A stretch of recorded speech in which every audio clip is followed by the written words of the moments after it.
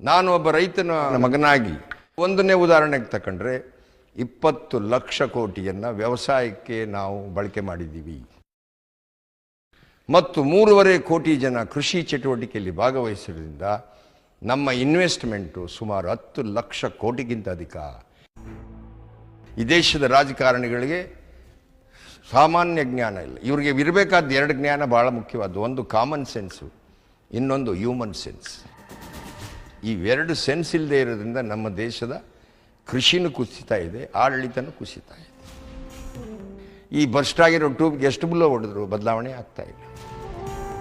ಉದಾಹರಣೆಗೆ ನಿಮ್ಗೆ ಹೇಳ್ತೀನಿ, 1 kg ತಲೆ ಕೂದಲು 5,400 ರೂಪಾಯಿ, 1 ಟನ್ ಕಬ್ಬು 1,800 ರೂಪಾಯಿ. ನನಗನ್ನಿಸ್ತದೆ ಈ ದೇಶದಲ್ಲಿ ಕೂದಲಿಗಿಂತ ಕಬ್ಬಿನ ರೇಟ್ ಕಡಿಮೆ ಆಯ್ತದೆ ಅಂದರೆ ನಾವು ಸರ್ಕಾರಕ್ಕೆ ಹೇಳ್ಬೇಕಾಯ್ತದೆ, ಕೂದಲು ಗಿಡ ಇದ್ರೆ ಕೊಡಪ್ಪ, ಕಬ್ಬು ನಿಲ್ಲಿಸ್ಬಿಡ್ತೀವಿ, ಕೂದಲು ಗಿಡ ಹಾಕಬೇಕು ಅಂತಕ್ಕಂಥ ತೀರ್ಮಾನಕ್ಕೆ ಬಂದಿದೆ. ರೈತರಿಗೆ ಅಂತ ಒಂದು ಮಾರ್ಕೆಟ್ ಇಲ್ಲ.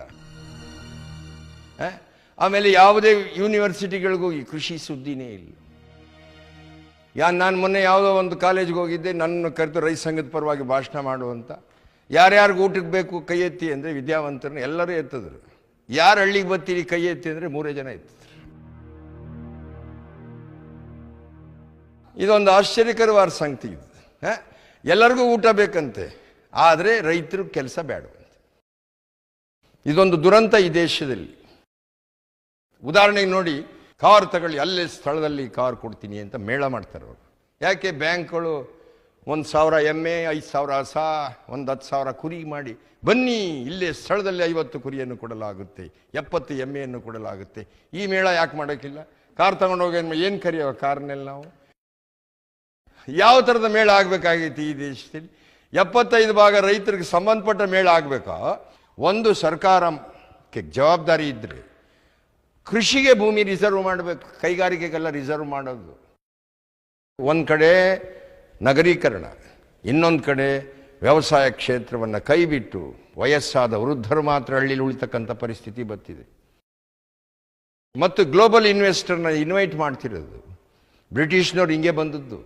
ಬ್ರಿಟಿಷ್ನವ್ರು ಬಂದದ್ದು ಉದ್ದೇಶ ಏನು? ನಿಮ್ಮ ದೇಶ ಉದ್ಧಾರ ಮಾಡ್ತೀವಿ, ರಾಜ್ಯ ಉದ್ಧಾರ ಮಾಡ್ತೀವಿ ಅಂತ ಹೇಳಲಿಕ್ಕೆಲ್ಲ ಬಂದದ್ದು. ಅವರು ತಮ್ಮ ವ್ಯಾಪಾರವನ್ನು ಮಾಡಿ ಈ ರಾಷ್ಟ್ರದ ಸಂಪತ್ತನ್ನು ಹೊತ್ಕೊಂಡು ಹೋಗ್ತಕ್ಕಂಥ ಉದ್ದೇಶಕ್ಕೋಸ್ಕರ ಬ್ರಿಟಿಷ್ನವ್ರು ಬಂದರು. ಸೇಮ್ ಅವರು ಆಗ ಬಂದಂಥ ಪದ್ಧತಿ ಬೇರೆ, ಈಗ ಬಂದಿರೋಂಥ ಪದ್ಧತಿ ಬೇರೆ. ಆಗ ಹಡಗಿನಿಂದ ಬರಬೇಕಾಗಿತ್ತು, ಈಗ ಅದಕ್ಕಿಂತ 10 ಪಟ್ಟು ಜಲ್ದಿ ಬರ್ಬೋದು. ರೈತ ಸಂಘ ಸಾಮಾನ್ಯವಾದ ವಿಷಯ ಅಲ್ಲ. ಜಗತ್ತಿನ ಯಾರಿಗೂ ಶೋಷಣೆ ಆಗಬಾರ್ದು.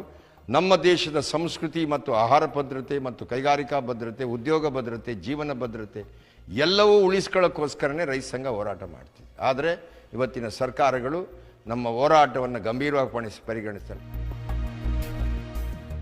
ನಮ್ಮ ಬದುಕು ದುಡಿಯುವ ಕ್ಷೇತ್ರವನ್ನು ರಕ್ಷಣೆ ಮಾಡಿ, ಬರೀ ರೈತರೇ ಅಲ್ಲ, ಎಲ್ಲ ಊಟ ಮಾಡೋ ಜೀವಿಗಳನ್ನ ರಕ್ಷಣೆ ಮಾಡೋದು. ಯಾರ್ಯಾರು ಊಟ ಮಾಡ್ತೀರಿ ಅವರೆಲ್ಲರೂ ರೈತರ ಅಭಿಮಾನಿ ಸಂಘ ಕಟ್ಕೋಬೇಕು.